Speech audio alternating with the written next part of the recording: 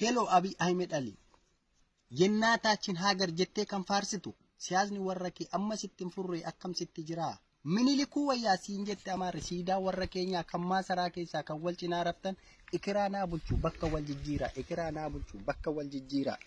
bara dhufaa darbaa manni hin gubanne midhaan illee akkasi daa'iman gudeenne mootummooleen darban maqaa jijjiiramaan tortoraa amaaraa kan harreerra hin jirre garbicha dhiidiimaa maasaraa tol ergan garbicha dhiidiimaa maasaraa tol ergan dukkana uffattee akkuma ol ufteen kaayyoo kaakayyuu kee galmaan ga'uuf jecha hattuu farda siidaa dabaleef siidaa haaromsite mul'ata zeerootiin inni dammar jettee ba sooshaal miidiyaa ba zaman gaazexaa inni dammar jettee barruu maxxansite inni dammar jettee barruu maxxansite siidin gallee laataa garagaltoo garaa inni qannasiin akka duuba jiru yeesoo macarrashaa biyya bulchuu miti mul'annati baatu ofuu sin jijjiiru mul'annati baatu ofuu sin jijjiiru silaa biyya tokkoof lafee dugdaa ta'e kan utubee dhaabu wanta sadii ture sadan kana keessaa siyaasa biyyittii bara 2004 Itoophiyaan kalaandar Mallas Zeenaawiitu qarshiidhaan gurgure Mallas Zeenaawiitu qarshiidhaan gurgure warra soddaa kee sadiimoo afur bultee Itoophiyaa Eertiraa kan tasan yaadamne walittan araarsee piismaan ofiin jettee harka addunyaarraa noobelii fudhatte badhaasannaan fuute galchiifsi barbaadu maal hin gubatte maal atoon gubatte badhaasannaan fuute galchiifsi barbaadu maal atoon gubatte karaan sobaan darban galma nama dhibaan sumaaf magmaakamte Ijibbaata du'a viizaa uguramte ijibbaata du'a cittoorratti fantoo ba'aarratti matoo ijibbaata du'a viizaa uguramte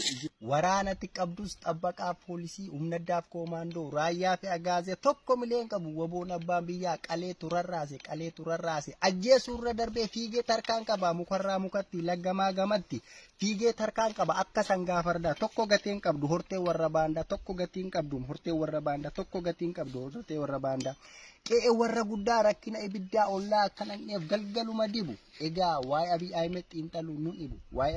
xiinxaluu nun ibu dhiigalmaan Oromoon dhiiga qeerroof qarreen aangootti dhufee Oromoo daguuga waggaa 3 keessa tan inni nu tolche hin dhiyaatu dhuuga waggaa 3 keessa tan inni nu dhaalte hin dhiyaatu dhuuga walloof matakkalli ajjeese fannisa wallaggaa fi gujii dha'ee barbadeessa daa'imumaan beekne kichuutti gudeeda ilmaan ol guddatan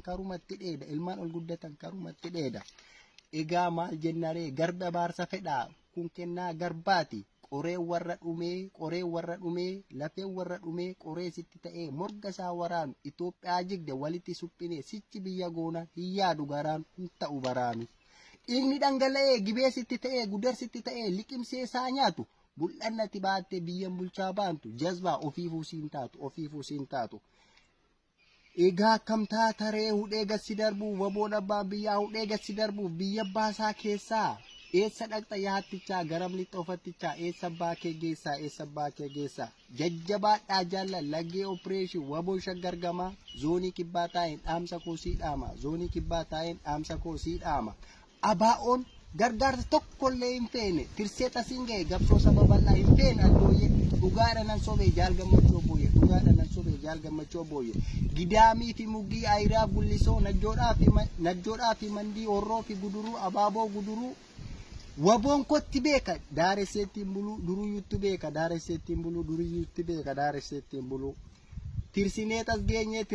geenye maan jedhu faarroo mee maal jettaree jecha makeetii gulantaalee qabsoo bosonaa baadiyaa magaalaa kun jecha mamarroo